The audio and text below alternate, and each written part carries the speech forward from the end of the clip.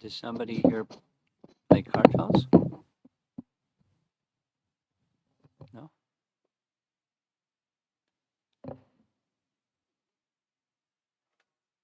Oh, it's broken.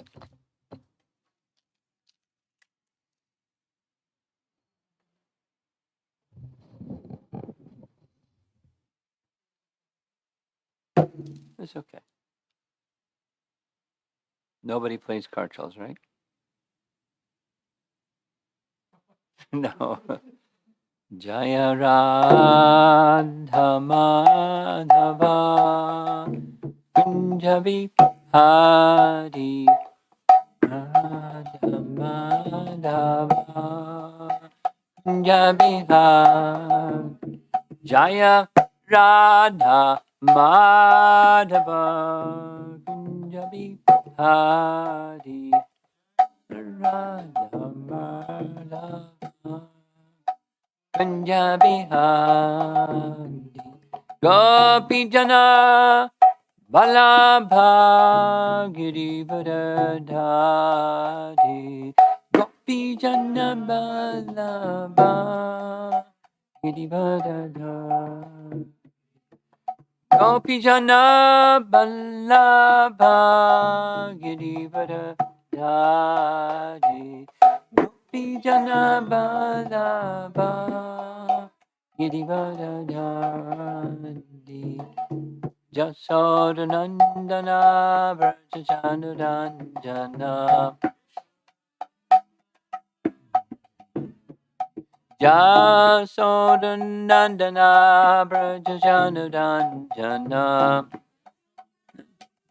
Vrajajanadam Jamuna Tiravanachadi Tiravanachadi Jamuna Tiravanachadi Tiravanachadi Jaya Radha Madhava Kunjabi Hari Jaya Radha Madhava Kunjabi Hari Jaya Radha Madhava Kunjabi Hari Radha Madhava Kunjabi Hari Gopi Jana Vallabha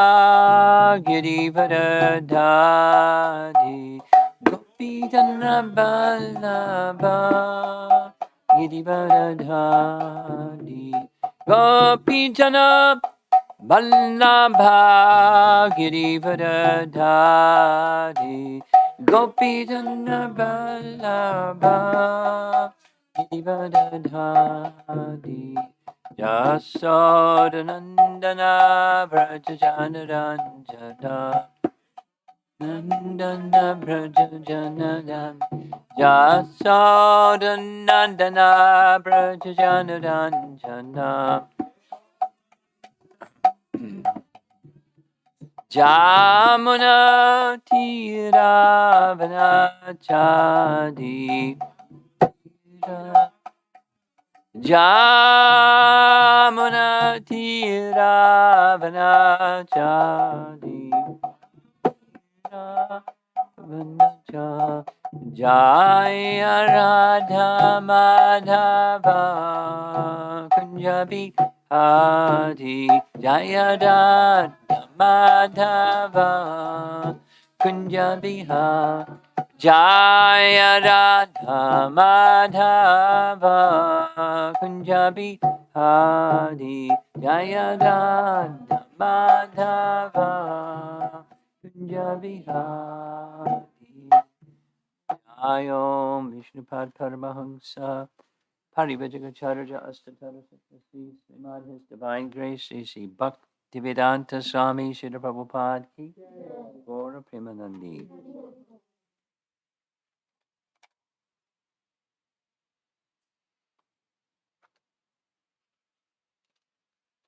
So our topic for this evening on the screen there, overcoming obstacles, addressing reversals.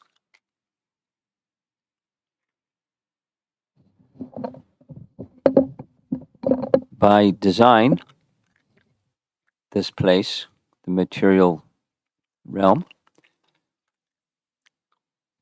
it's not designed as a place of comfort. By design, it's a place of dukkha. And the designer did a good job. It's a place of dukkha or distress or difficulty. Prabhupada used this word reversal often. Kind of the common sense idea of reversal is your plan is to go along such and such a path today or this week or this year or something. And before you know it, you're going the other direction. He would use this term reversal common with the Pandavas and Queen Kunti. They were put through so many reversals, difficulties, or obstacles. So that there's a number of images here that are just illustrating obstacles or reversals. So here's one. We're going along a path, and it looks like the right side of the road just got washed out. Maybe you've seen this. There's a road that goes to New Vrindavan. That's because it's a windy through the mountains, and sometimes half the road is missing. And you better watch out when you're driving to New Vrindavan that you're paying attention to where you're driving because you may go off the cliff. Here's another image of someone who's read the paper and said it's going to be a nice sunny day, so they decided to go for a walk on the boardwalk, and sure enough, when they got there, it was raining so hard there was nobody on the boardwalk. He found a umbrella vendor and took his walk along the boardwalk. Anyways, and sometimes life is like that. The plan is like this with all preparation, and somehow something else happens. And the challenges are many in life, sometimes financial or relational or occupational, or so many things happen that are challenges and difficulties. Sometimes they look like this. It's just like impossible. You can't go along the road that's got a big sand dune in front of it. Or I don't know how often tornadoes happen in this part of the country, but here's a flimsy house. You look closely, you can see boards flying in the air. Even the tornado hasn't hit yet. Just features of nature are sometimes like that. Sometimes you meet people who are just abusive. And you're going along kind of minding your own business, and the next thing you know, you're not treated very nicely. So different people have different ideas and consider what their options are. Just live in solitude. I'm in contact with a person that's how they've been living their life for some time. They just live in isolation. Sometimes it looks or feels like this. You're in the midst of a desert, and who knows what the past was, but look at that big, heavy weight just resting on a little thin, whatever it is. Difficulties can leave you kind of hanging. And here's another nice illustration. Obstacles are those frightful things you see when you withdraw consciousness from your core convictions and values of life. And you need a support system. Kind of cute picture. What? It's changing on my computer? It's not changing over there? Oh, what? Should I shut it down and start it over again?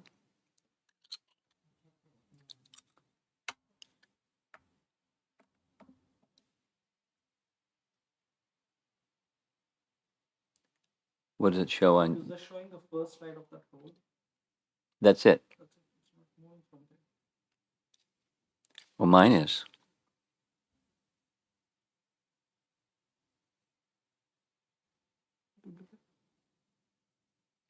Now does it show? Something different? Same.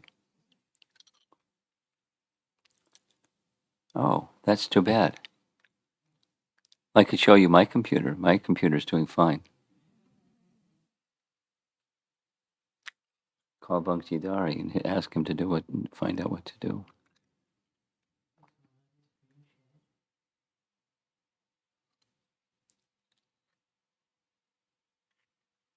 Is it still showing the first slide? Because I just.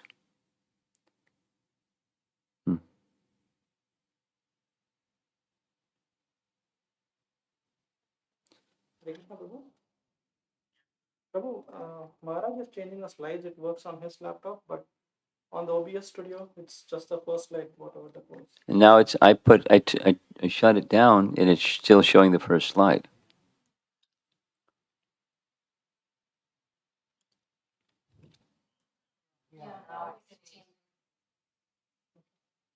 You did something to your computer.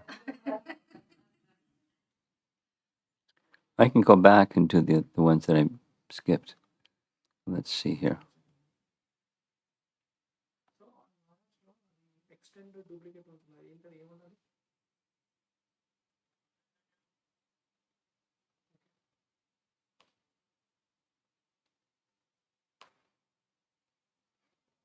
Yeah, okay, Prabhu, I got it. Thank you. Okay. Okay. So we'll go back. There we go. There's the guy that's walking along the boardwalk. And you see there's the rain coming down. It shows in the photograph. So challenges, your plan is X and Y and Z happens instead of X. That's the idea. And the challenges to come unsuspectedly.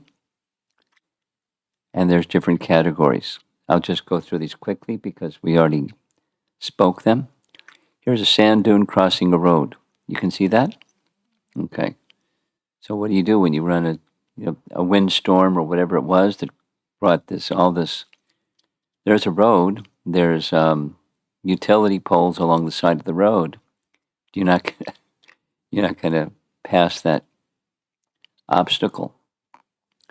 Or here's a tornado in a house that's some distance away from the tornado, but there's boards flying out of the house already. The tornado hasn't hit yet. Here's this one. The abusive people.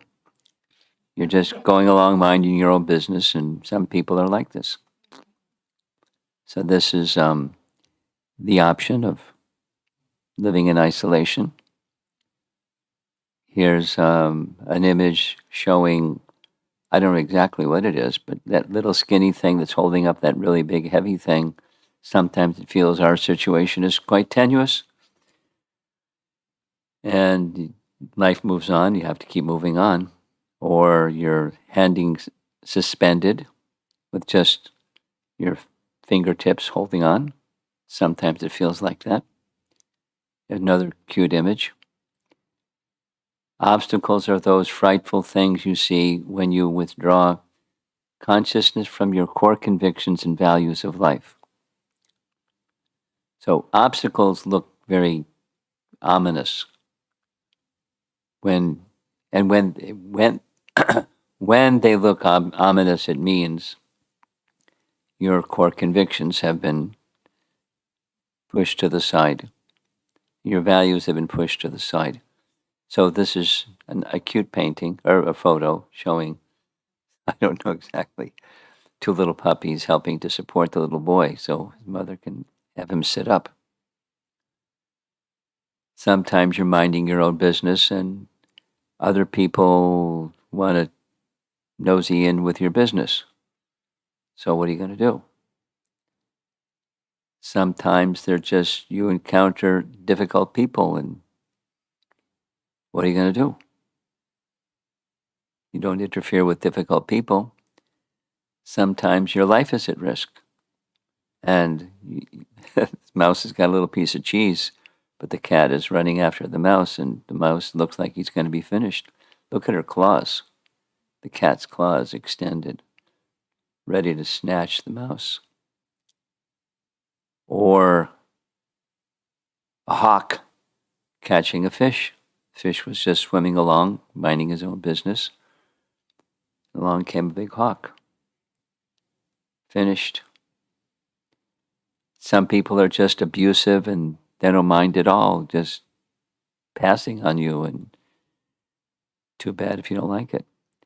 There's British humor here, a cartoon about karma. Be ready for a shock at the end. British humor.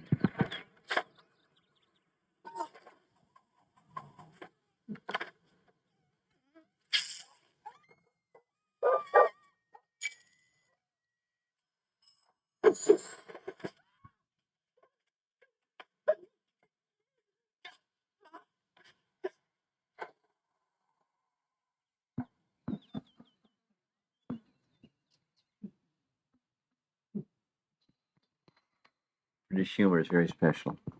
The Bhaktivedanta players would come regularly to New York, and they some parts of what they do besides the classics of Mahabharata and Ramayana, they do some humor, and it was really different. British humor is really different. That's difficulty comes your way. Sada sad yoni janmasu from Bhagavad Gita. One's good fortune or ill fortune we're the architect of it, and it's due to our activities, our free will choices of the past. Now, sometimes it's not difficult. Sometimes it's very comforting and looks very lovely. Sometimes even between species, there's not just warring or competition, just kindness. Sometimes you find yourself between this and that, and you don't really in either place, like a riven cloud, like Bhagavad Gita verse. Sometimes the deal is very exhausting. You just need a rest. There's a nice story. It's the story of the fern and the bamboo. Sometimes it feels like we're not really going anywhere, and just standing still.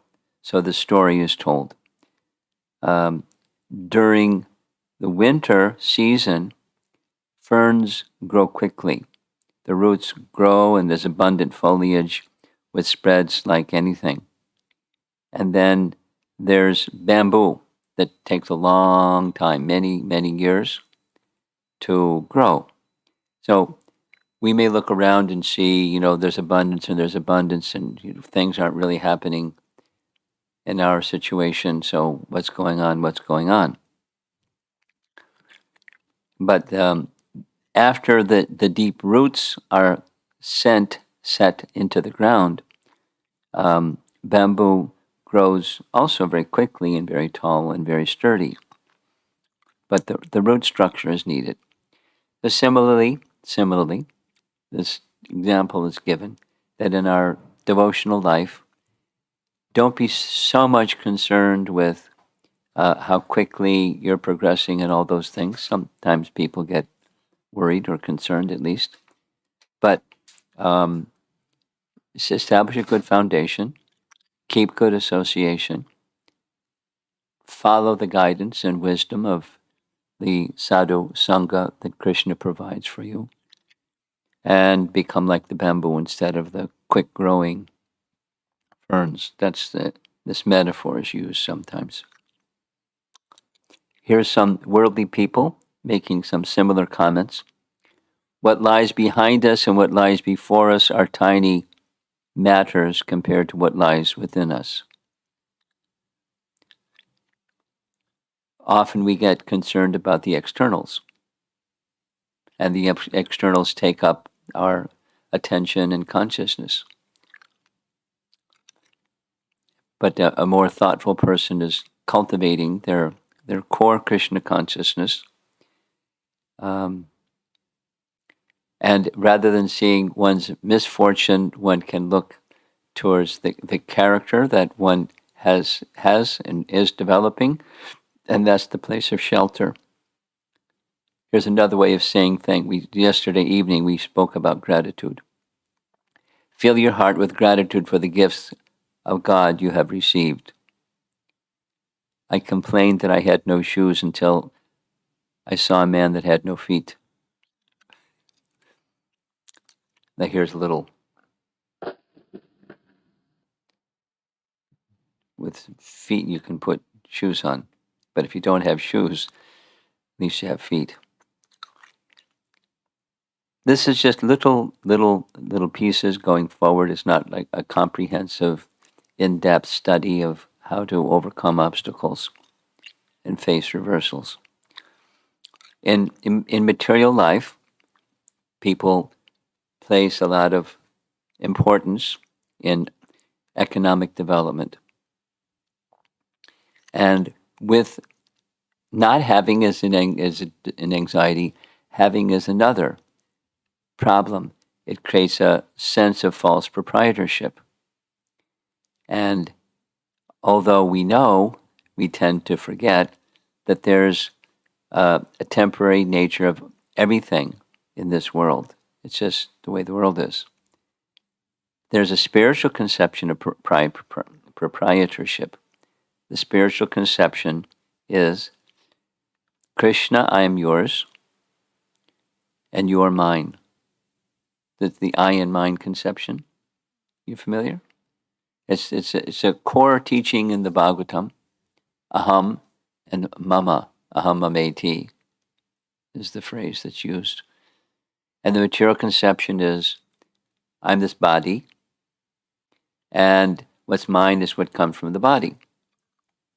My work, the fruits of my work, my family, the children, the home, the paraphernalia, and the debits and credits and the bills and the mortgage payments, but my home, and so forth. And the world that we live in is the material conception is the material I and mine, and the spiritual conception is I am yours. That's I belong to Krishna. And what I can say is mine is my relationship with Krishna. Everything else can be taken away, but that's not going to be taken away. Even at death, that's not taken away.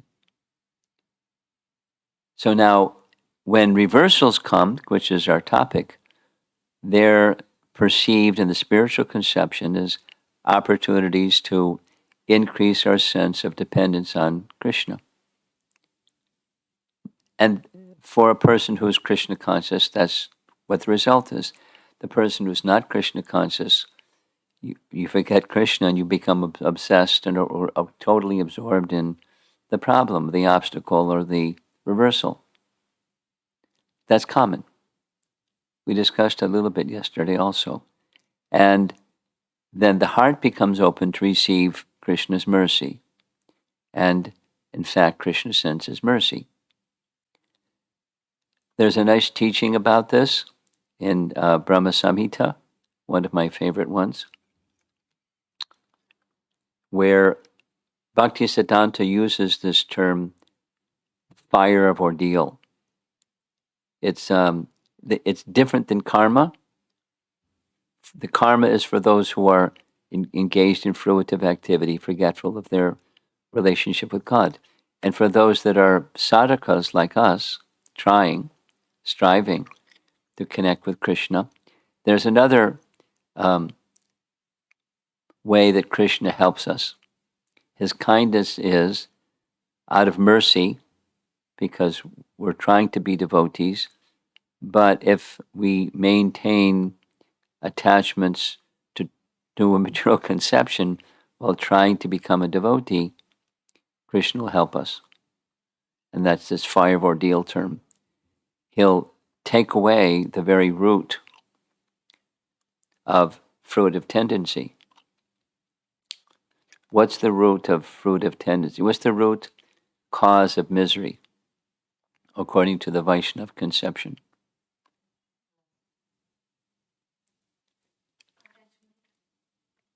Ignorance. In Buddhism, the root cause of suffering is desire. And the way to overcome suffering is stop desire. And the way to stop desire is the path of Buddhism. It's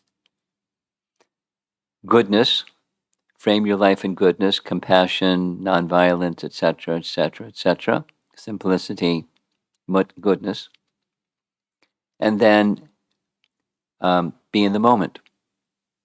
It's very common. It's very common. Mindfulness, the mindful manager. I was told in some corporations, it's executives have to take this mandatory mindful manager course. It's anyway. And what's the goal of mindfulness? You don't live in the past, lament. You don't obsess about the future. You're in the moment, you're in the moment, you're in the moment. And when you become very skilled at being in the moment, because according to Buddha's teaching, it's called kshanik vada. All there is the moment. That's all there is. And when you get absorbed in being in the moment, the idea is to get on the other side of the moment. And what's on the other side of the moment? Nirvana. What's nirvana? Nothing. Material existence, literally the meaning, material existence has ceased. Then you don't do anything because you've ceased existing. Because all there is the material existence in the moment. And then you're on the other side of the moment. You're enlightened. So Vaishnava teaching is different. The root cause of suffering is ignorance. And from ignorance comes ignorant desire. From ignorant desire comes ignorant activity. From ignorant activity comes suffering. So the root cause of material existence is ignorance. And according to Brahma Samhita and Bhaktisiddhanta's teaching of it, when Krishna sees we're trying to be devotees, we're trying to be his devotee, and we're still attached to ignorance, to fruitive activity, to do something to get something is fruitive activity, then he'll show kindness. And by fire of ordeal, he'll remove from the very root that tendency. His language is nescience, which means ignorance, no knowledge. And evil desires, that's his language. So sometimes, not all the time, but sometimes these obstacles or reversals come, strengthen your dependence upon Krishna, just like Draupadi. When she was being defiled, she held on to her sari with one hand, but then she threw both hands in the air, Krishna. There's this commentary somewhere that says, Draupadi later asked Krishna, why didn't you come right away? He said, well, you were trying to help yourself. You didn't, but when you just gave yourself completely to me, I was immediately there. I knew what was going on. But you depend on me. So this ordeal can be very difficult, but it brings one closer to Krishna for those who are attached to Krishna and Krishna's devotees. A very nice example for us is the life of Srinivasacharya. He wrote many songs. One of them we sing at the time of the disappearance, Ye Anilo Premadana, when because his whole life was seeking the association of great souls, and then just before he got to that great soul's presence, they had left this world. It happened again and again and again and again and again in his life. Sorrow and sorrow and sorrow, great misfortune. Of course, he did get Rupa Goswami and Jiva Goswami's association and their training. But reversals. Certainly in the whole Gajendra moksha story, although a great king being cursed, becoming an elephant, while as an elephant, having this difficult challenge, crocodile chomping on his leg, big battle for 100 years. And what was the result? Full dependence upon the personality of Godhead and offering beautiful, beautiful prayers. And Lord Vishnu came and rescued him. Now, not that we're going to get rescued by an alligator chomping on our leg or something, but it's a principle. The principle of obstacles or difficulties or reversals can certainly be an impetus to bring us closer to full surrender. So that's one way to see reversals. It's an opportunity to let go of our false shelters, seeking our genuine shelter. Sometimes we get really shaken and we're forced, because our temporary shelters are gone, our true and deepest convictions. I've been through discussions like that with many people. Become a sannyasi and you'll have that experience. Many people come with, they got turned upside down and what to do. And it's a great opportunity. When the door is open, it's a great opportunity to help people examine, look inside with, microscope or magnification. What's really important to you? What's your deepest conviction? I mean, some people aren't prepared to do that, but some people are. And so it's an opportunity for gaining greater inner strength. And, again, this same, very similar to yesterday, but passing through uncertainty and difficulty can be really good. It's uncomfortable, or worse, it's painful. And but that's on the material side. On the spiritual side, it's a fantastic opportunity for those that want the goal of life to be reached. If you want the temporary, then it's not at all inviting. But you want the deeper purpose and principle of life, it's a great opportunity. And something that helps is by following Rupa Goswami's teachings in all circumstances, this principle of Utsahandishchaya Dairayat. How do you carry on in the face of reversal or misfortune? The goal, when the goal is clear, I remember hearing this many times from Prabhupada. When the goal is clear, it's well identified, it's very easy to take steps towards the goal. Conversely, if the goal is not well identified, it's very hard to take steps to get there. And an energizing principle that it's essential, it's imperative. It's the first requirement is enthusiasm. And if enthusiasm grows cold, using Bhaktivinoda Thakur's term, or if we become complacent, then you lose that purpose. You lose your spiritual well-being. You lose your vitality. So sometimes reversals give you like a boot in the seat of the pants to, get back on track again. And so at least temporarily enthusiastic to get back on track. So staying with the goal in mind, not just feeling comfortable, the goal in mind, long-term goal, then one can make spiritual progress. Rupa Goswami's teachings are very useful in all respects. Here's another way of saying something close to what Rupa Goswami has written. You've got to think about the big things while you're doing the small things so that the small things go in the right direction.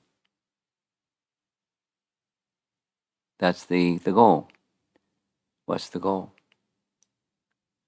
And then continue as you're going through the diversities or complexities or dualities of life, you're staying fixed on the goal.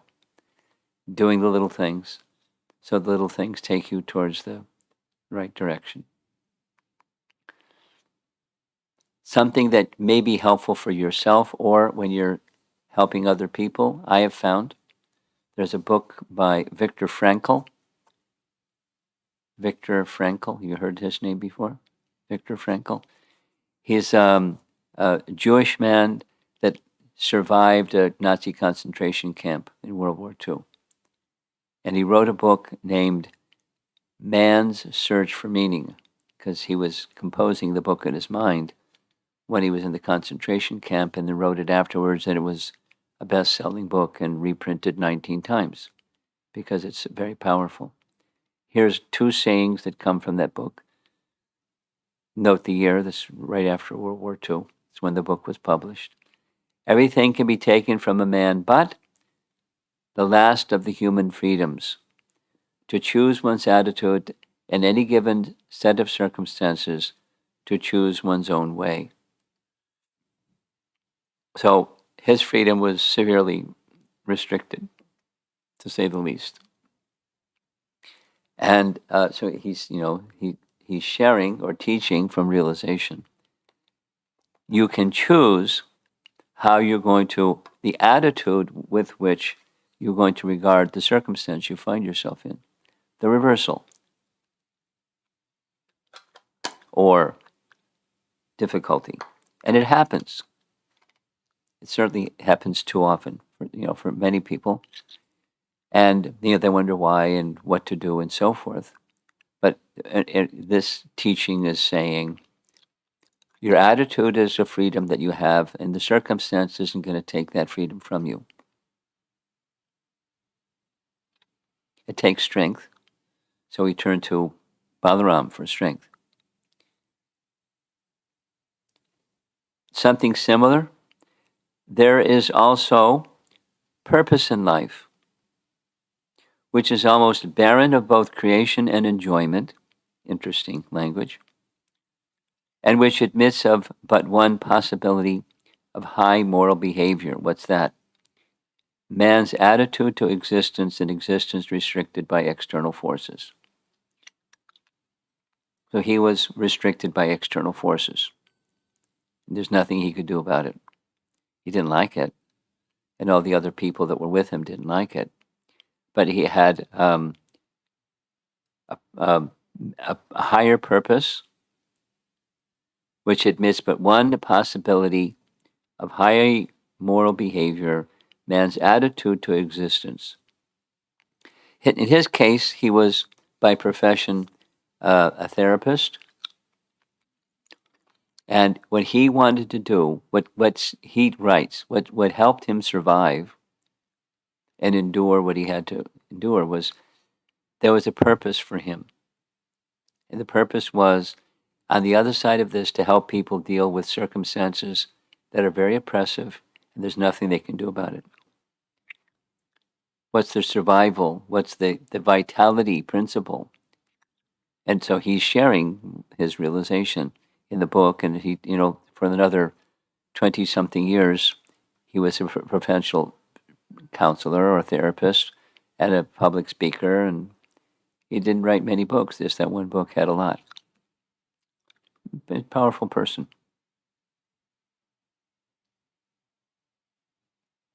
Now, he was a Jewish man, so he had God consciousness in his own style. Um, but the message is helpful for those that undergo reversals. Here's a nice teaching from the Bhagavatam. Lord Brahma speaks to Prithu when the horse for the 100th Ashvamedha Yagya was being stolen. My dear king, do not be agitated and anxious because your sacrifices have not been properly executed due to providential impediments. Kindly take my words with great respect. We should always remember that if something happens by providential arrangement, we should not be very sorry. The more we try to rectify such reversals, the more we enter into the darkest region of materialistic thought. These words of Brahma remind me very much of what Ram consoling Lakshman had to say. Like all these circumstances, they're specifically even before they left Ayodhya. How is it that Kaikeyi, who again and again and again said and showed by her behavior, she even had more affection for me than for her own son? And it's not her nature to be like this, to be harsh and, So there's no explanation other than it's just a providential arrangement, and you just accept providential arrangements. He wasn't teaching what's the word?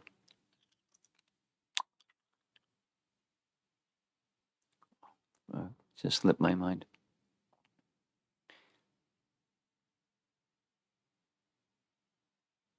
It's a certain teaching that's common in Eastern culture. Something ism. I forget. Anyway, maybe as I speak, I'll remember the term. You kind of just go with the flow. Taoism. Thank you. Go with the flow. It is what it is, and you just go with the flow. So this is taking shelter of providence or the Supreme. And things are ordained by the Supreme, then you don't try to stop it or rectify those circumstances, change the flow. Rather, take shelter of the personality of Godhead, not just be a Taoist. Doesn't matter. Kind of like an existentialist. Doesn't matter. But take shelter of the personality of Godhead. That's our strength. Here's something similar. This is spoken by Shukadev Goswami to Maharaj Parikshit in the 10th canto. It's the whole description of the autumn season.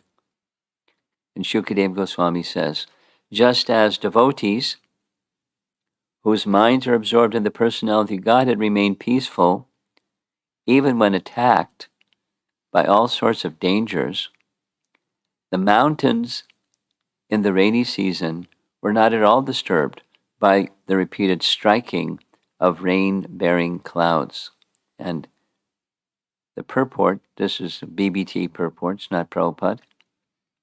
When splashed by torrents of rain, the mountains are not shaken. Rather, they're cleansed of dirt and become resplendent and beautiful. Similarly, an advanced devotee of the Supreme Lord is not shaken from his devotional program by disturbing conditions, which instead cleanse his heart of the dust of attachment to this world. That's the fire of ordeal spoken with another metaphor. Thus, the devotee becomes beautiful and resplendent by tolerating difficult conditions. In fact, a devotee accepts all reversals in life as the mercy of Lord Krishna, realizing that all suffering is due to the sufferer's own previous misdeeds. Now, with devotion, it's not exactly a previous misdeed because karma is removed by bhakti. But, in Prabhupada's words, it's a token reminder. It's a tap on the wrist instead of a broken arm. That there's something, so that the karma would be much more severe. And it's just a token reminder. Don't become complacent. Not too far behind you, there's misuse of free will activity. So stay with the program. Stay committed to the personality of Godhead and your mission in life. Now, it's easy to say those things, but when calamity strikes, then it's maybe very fearful. But this next image is a nice image I like.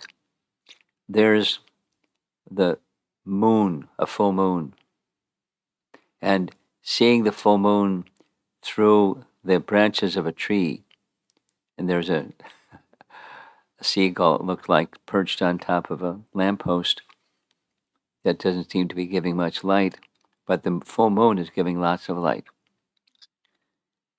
And beyond, it's something similar to what we were discussing yesterday, but seeing what's behind things. Gratitude is Prabhupada's words, being able to see not just the immediate circumstance, but what's behind the immediate circumstance. And then behind that immediate circumstance, there's a providential arrangement. And if Krishna is sanctioning something, don't point your finger at Krishna and say, "Why did you do this to me?" What is it that what's the attachment that I have that this circumstance is an ordeal circumstance or a reversal circumstance to help me become free from my nescience or my ignoring you. Let me turn my attention to you instead. And then there's light instead of darkness. The last slide here is this one.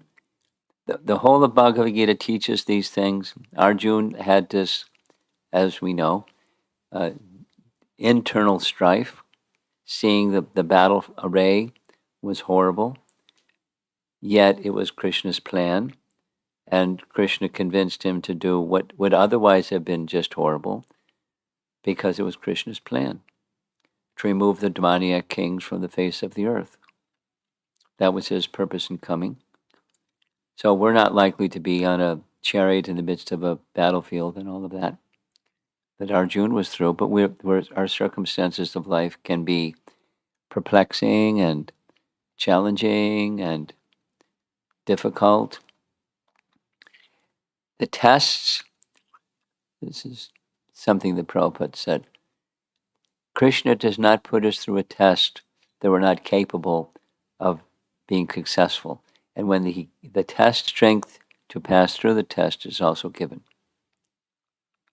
Now that's the faith of a faithful devotee. So those are just some thoughts on our topic, overcoming obstacles and addressing reversals. It's not conclusive and comprehensive. It's some various tools to assist us in addressing the realities that come up in life, obstacles, unexpected or unexpected, and reversals that happen. Not that because we're devotees, everything's going to be smooth. That's not a promise. The promise is that Krishna will give us protection.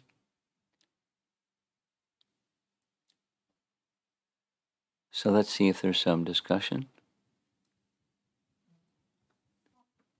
We have a microphone for people that are remote. Hare Krishna Maharaj. Thank you for the wonderful class. My question is, Maharaj, we see we have obstacles even in our devotion, devotional service, right? When we see obstacles in our devotional service, how do we see that? Like in the case, like take it as an opportunity, or in Pritha Maharaj's case, where he was told by Brahma, it's just an just go with the flow, like don't go for it. So how do we face that spiritual obstacles, like when in devotional service? It requires intelligence, discerning capacity, and sometimes, and sometimes, and sometimes. And so intelligence can tell you which course of action or acceptance or some other options are best. And where does intelligence come from? It comes from Krishna. And to whom does Krishna give that intelligence? And to those who are constantly devoted to me and serve me. So, supposing the intelligence isn't coming, you pause. Sometimes you have to do something instead of just pause. So, do something. This is experience. You do something, being ready at any moment to get a signal from Krishna that wasn't the right choice, and you withdraw and you go down what looks like a better choice. And you're still tuned into the Krishna channel all the time, waiting for Krishna's signal or the intelligence. But sometimes pausing is the good response till it becomes clear. You're just in that pause space. You're looking to Krishna for the intelligence. I want to please you. I want to follow. I want to be submissive to your indications. And I'm not hearing the signal. So I'm faithful to you because I know that you're kind to your devotees, and you'll help me. I'm dull. I'm not very sharp, and but I'm dependent. So, and you practice life like that, and the Krishna channel gets better dialed in. The signal becomes a little clearer and stronger as you move. Thank you, Maharaj. Yeah. I have one more question. Sure. I have one more question, Maharaj. Yeah. So, how do we know, like, whether we are progressing in spiritually or whether we are stagnant? Like, spiritual growth has been stagnant at a point, or whether you are still progressing there. So, how do we find out? How do we assess ourselves whether we are progressing or we are stagnant in our spiritual growth? The first class that I gave was on this topic, and you can listen to the recording of that first class. But something that I didn't say during that class is Bhaktivinoda Thakur's litmus test. And the litmus test is 2. Attraction for topics of Krishna is increasing or not. And the or not is attraction for objects of the senses is increasing or subsiding. When one is progressing, it's not even that you have to give things up, but the attraction for those things subsides. That's Bhaktivinoda Thakur's litmus test, progressing or not. Thank you, Maharaj.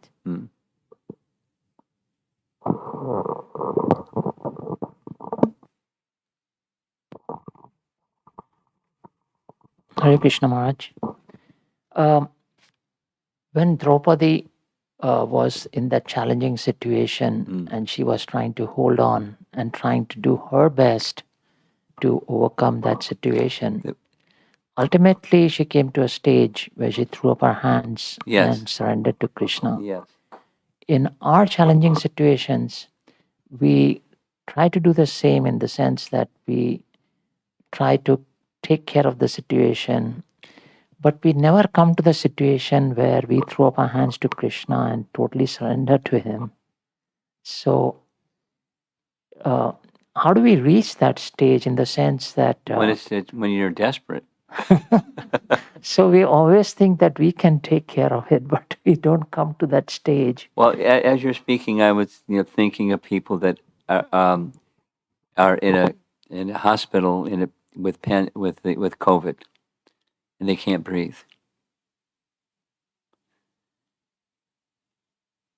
Have you ever had a situation where you can't breathe? I did. And it's aside from the danger of I can't breathe, the sense of gratitude that my whole life I've been able to breathe without any difficulty, and otherwise I'm not thinking about that, except for when that difficulty comes. I mean, I could breathe, but there was a shortness of breath that was like scary. And there's some medical reason behind it. I didn't know at the time what it was, and I learned what it was, etc. So when the tendency is to get to the point where, here's another example. New Yorkers are very proud and brash. But when 9/11 happened, the bubble burst. And people became very docile and very respectful and, very, shaken.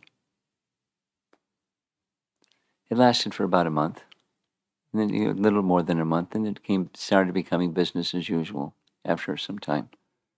But when, that safety, we live in New York City, who's going to get us? And, that bubble was gone at any time. And, the pandemic has been like that. Who knows? Who knows? And you get your vaccination and you wear your mask, and who knows? I mean, it's something. So we do something, but you really don't know. So when it comes to the point where it's like, the lights are going out, or it's something. So it commonly, in response to your question, it commonly takes something really extreme where we throw both hands in the air. Because otherwise, we don't want Krishna to take, we want to serve Krishna. We want Krishna we're like babies in his arms and we just scream and he comes to rescue us. We want to serve Krishna. So we do something. But even the necessity for a Krishna conscious person when doing something, it's conscious of the fact that my effort is going to be insufficient and unsuccessful without the blessing of Krishna. I was just reading today an excerpt from Mula Prakriti's interviews of people in Vrindavan about Prabhupada. And there was one really nice one relevant to this, where, to your question, she interviewed a Babaji who was, born at Radhakund, and for 45 years he was a pujari at the Radha Damodar temple. So she interviewed him. And did he know Prabhupada? And immediately, just hearing Prabhupada's name, the man started to cry. And he described, I've never seen a person, I'm a Brijbasi, I've never seen a person have sadhana like him. And, with such intensity, he would engage in chanting. And then I would hear this sound because his ashram was near where Prabhupada stayed, but he was up on a higher floor than just the ground floor like Prabhupada was. And every night, around 12 o'clock or 1 o'clock in the morning, he heard somebody calling out Rupa Goswami, Sanatana Goswami, very loudly, "Please help me." And so he heard it every night. It was hard to sleep because every night. And then one night it just got really loud, so he went to the roof and looked over, and so it was Prabhupada. Every night, with a broom, sweeping in that courtyard. Now it looks totally different, but then it was just Rupa Goswami's bhajan, kutir, and samadhi, and this big open space. And Prabhupada was with a broom calling for help to do what he was asked to do by his spiritual master and felt incapable and incompetent to do. Intense sadhana. So he was in that state of helplessness when it wasn't calamity because of his intense bhakti. Now that's another option, is just become an intense bhakta. But otherwise, he was certainly doing his service like we do. And he was of older age, and this Babaji said in the interview, the conditions were really bad. Things were broken down. It wasn't like it is today. Things are in a much better condition. Just things were broken. Little tiny rooms, no toilet, no facilities. It was just his word. And water, and it wasn't anything. And he was fine, but he had his mission anyway. When there's a higher mission and higher consciousness to pursue that higher mission, it's different but similar to what Viktor Frankl said. The attitude that you have to choose with the circumstances, and a lot of it has to do with what your service is. That when there's the same thing, when the goal is clear, then you can be enthusiastic to take steps to reach the goal, and obstacles come, and you're dependent. And it's intense devotion. So the intense devotion can come when everything falls apart, or the intense devotion can come when you're empowered, and you want to carry out an assigned service, or a very clear. It can be a general service that people have, like our book distributors would have that with intensity, because Prabhupada invested them with that intensity to somehow distribute books. So fully dependent. Fully dependent.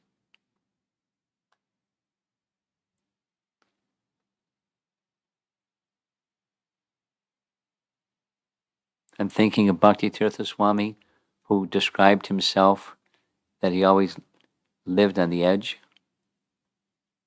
like the edge of a cliff. He'd extend himself into vulnerable situations,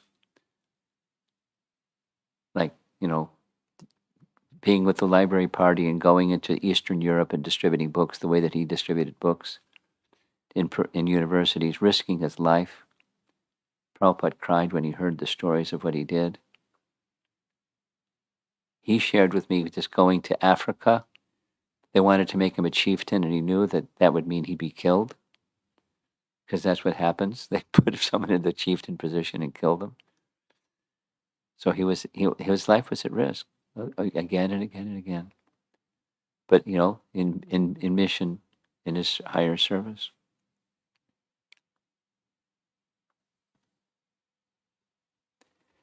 It doesn't have to be the risk-taking thing. It can just be the higher purpose thing. And then you're dependent.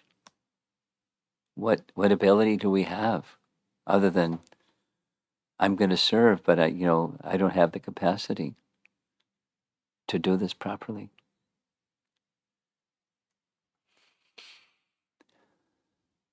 Anything else in the room? And we're going to go online. This question is by Stephen Tracy. Why is that Krishna created a situation in which demoniac kings exist? Is it because Krishna creates all things for his own enjoyment? No. And he enjoys the conflict? No. That's Machiavellian. I mean, he just like enjoys seeing people suffer. No, the purpose of demoniac kings is because people want them. I mean, I'm tempted to make some comments about the modern politics, but some people just like a nutcase person in charge, and it's really bewildering. But they like it. They like it. So it's not, it's the lower modes of nature. They, like if you're an animal, then you elect as a ruler someone who's a big animal. So, how do people get the idea of, living like an animal? It's their free will choice. And, Christian doesn't like that. He doesn't enjoy the conflict. But some people are like that. They have to bear the consequences for being demoniac kings. And they go down. But Krishna sanctions. And then there's consequences for those choices that he's sanctioned. Why, step back and say, why creation? Not just that piece, just why creation? Because creation has, dukkha, design, part of the design. Why? It's not that Krishna enjoys people suffering, but people want to act in a rebellious way. Or contrary, why do people want to be breaking the law? We're lawbreakers. There's God's law, and everyone that takes birth has rebellious attitude towards the natural order of things, and we so here we are. And the mode of ignorance makes it darker and darker and darker. Next. This question is by Srida Das. This question came up in our Harikatha discussion group.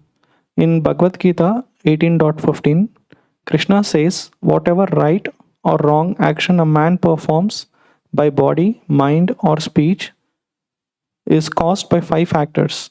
Yeah. So Krishna is the ultimate sanctioner, whether some good or bad happens to a person. Yes. Maharaja, when good thing happens, it seems easy to attribute it as both Krishna's sanction and Krishna's mercy. But when a wrong thing is done by a bad person, then we may kindly know, is the action sanctioned by Krishna Yeah. tantamount to mercy of Krishna also? Well, it's mercy in a very limited sense. It's just like a parent having children may give permission for the children to do something that's really not what they advise. But what are you going to do? If they insist and insist and insist, what are you going to do? So you're not like, Krishna's permitting or sanctioning is not what he wants. He wants us to be in a loving relationship with him. But the living entities have another idea, and he sanctions. And then there's built into the sanctioning is some discipline or some experience that tells them, that was a bad plan. That enjoyment plan that you had, independent of Krishna, enjoyment plan was a bad plan. But some people are dull and they don't want to get the message. But it's with reluctance that sanction is given for things that are detrimental for oneself and for others. Because the real issue is not exactly good and bad. The real issue is forgetting Krishna. There's a good forgetting Krishna, there's a bad forgetting Krishna, but both are bad.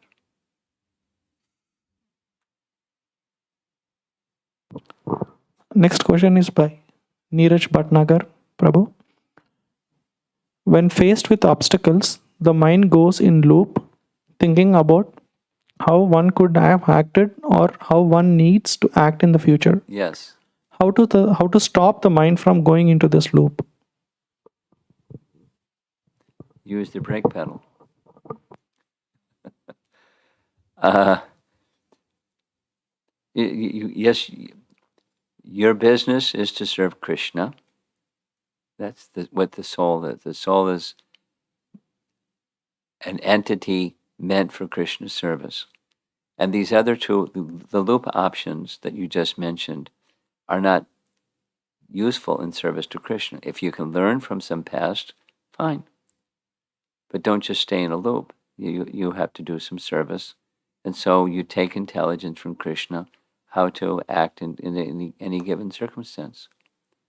But lamenting over the past or obsessing over the future is not proper service. That's the brake pedal and steering wheel. You turn towards your service to Krishna. If you're in the mood of serving Krishna, this is this Viktor Frankl, the attitude message. You apply the attitude of being in service to Krishna, and Krishna will give you intelligence, how not to make the same mistake. Even there may be a tendency to do it again and again, but eventually the fail-safe way is not just get out of the loop, but the fail-safe way is be situated in your relationship with Krishna and positively try to serve him. That's the solution. That's the steering wheel and the brake pedal. This question is by Abhinav Mehta Prabhu. I feel a great impetus to become sincere only when I'm experiencing a reversal or when I realize my helpless condition. Good. When I don't feel the heat, I don't feel myself wanting to surrender to Krishna. Then you better get lots of heat. How do I genuinely realize my helpless condition so it sticks with me and also balance that with contentment and the enthusiasm like Srila Rupa Goswami says? It's your original Krishna consciousness has those features that you're aspiring for. So as you follow Rupa Goswami, and by following Rupa Goswami, you cleanse the unwanted and restore the wanted, or the natural Krishna consciousness. So be a nice follower and continue to practice however long it takes for that practice, with the intention of wanting to be pleasing to Krishna.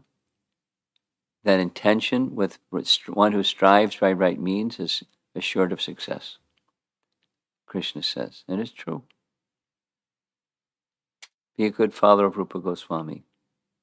Let Rupa Goswami smile. Pray for his mercy. We had this nice discussion during the Festival of the Holy Name, Abhinav, so you can listen to those recordings. You'll find answers to your question. This question is by Hema Suryavanshi Mataji. It seems difficult to see positive or being grateful in disturbing situations of life. How to get the proper mood? That was our topic yesterday. Gratitude even during difficult circumstances. So, we spent an hour on the topic. Please listen to the recording. It's all there. And in short, it's natural. Very similar answer to Abhinav. It's the natural consciousness. Natural consciousness is you're receiving, like a child, receiving all the time from mother. Watching your wife and your little child, and 24/7 she's with that child. Of course, her mother's helping, but the child is totally dependent. We're totally dependent. So that's just reality. We can think we're independent. To think you're independent, that's dependent. The reality is we're dependent. It's natural consciousness to feel those things that she's describing or wanting. It's natural because it's just reality. And so you restore your original Krishna consciousness, and it's a natural state. It's restored. You don't take things for granted. You feel grateful.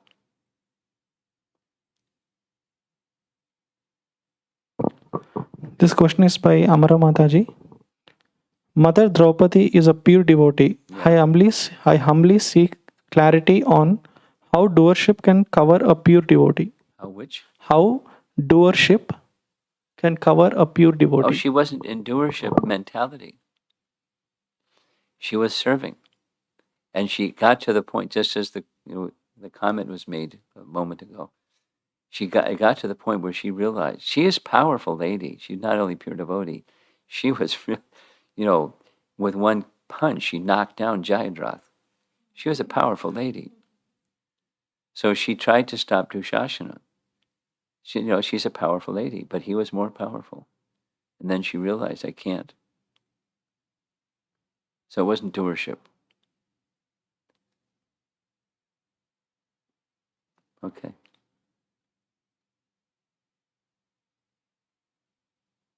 Okay, Srila Prabhupada ki jai.